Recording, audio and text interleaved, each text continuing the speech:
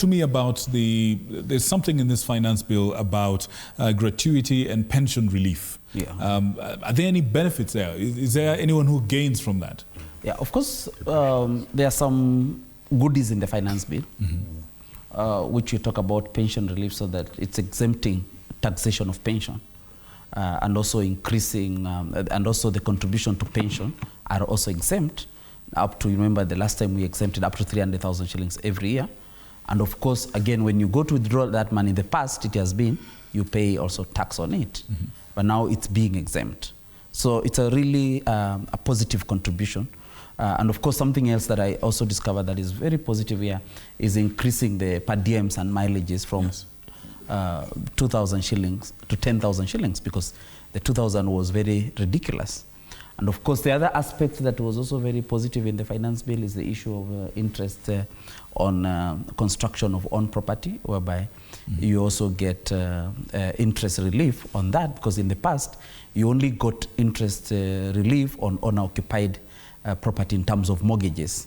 So expanding it to that is a welcome move. Okay. But on maybe the other ridiculous thing I also thought was in this finance bill is the issue of issues of urgency notice by KRA. Actually, can you allow me to come back to that in a bit? Yeah. I want to bring in Alex just briefly. Can you talk to me, how many here are what you'd qualify to be an SME?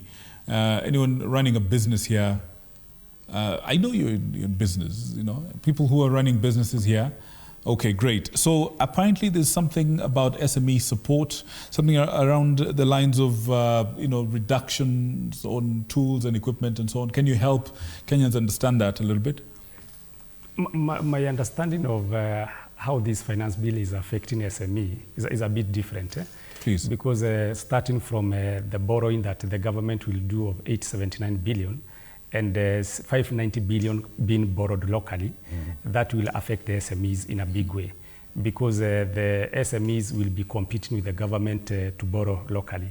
And that what is likely to make is also that the interest rates are likely to be high, and that will drastically affect the profitability of SMEs.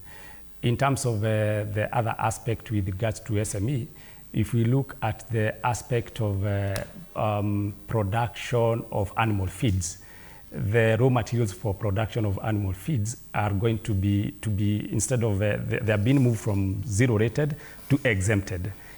Help us understand that distinction. Yes. Who understands the difference between zero rated and tax exempt? You understand that. How many don't understand? So all of you are absolute geniuses, you understand this. All right, please help us for the sake of the guys at home. These guys are geniuses, but the guys at home who might not understand, what does this mean, please, in brief? In brief, that VAT is divided into 3 categories. There are those supplies that are zero rated. What does that mean? Zero rated, what it means, that so we have the buyer and the seller. When the buyer is buying a commodity, this buyer buys something plus VAT. So if I buy this phone for 100 shillings, and then it is VAT, it has a VAT component in it, so I'll buy 100, and then 16 shillings will be added to it, so I will buy it at 116 shillings. Yes. So if I am selling, I will also sell it maybe at 200 shillings, and add another VAT on it. So the VAT that I have added when I'm selling, it's called the output VAT. The one that I paid when I was buying it, it is called input VAT. So when it comes to zero-rated products, the person, the buyer, the buyer was charged input VAT when buying, but when selling, he's not allowed to add VAT to the other buyer. All right. So, but the government allows him to claim the one for he's refund. Already paid. Yeah, the input VAT, he claims it from the government because it is the government which has stopped him from charging VAT to his buyer. To the buyer. But all right. So geniuses, you've gotten that? You said the 3 parts. That's one. The second? The one is for exempted. Yes. The same story. I buy this phone at 100 and there's 16 shillings for VAT. So if it is exempted, the government does not allow me to charge VAT to the buyer of my products, but again does not allow me to claim the input VAT from the government.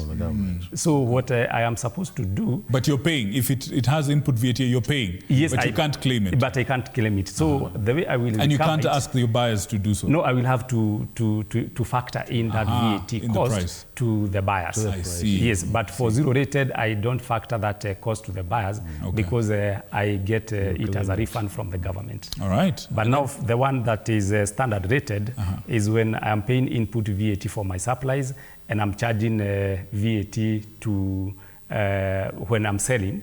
So there is now that output VAT and input VAT. So what I pay to the government is the output VAT minus input VAT. The balance I pay to the government as VAT. Right. Okay. CPA Bishangi, there's another aspect here.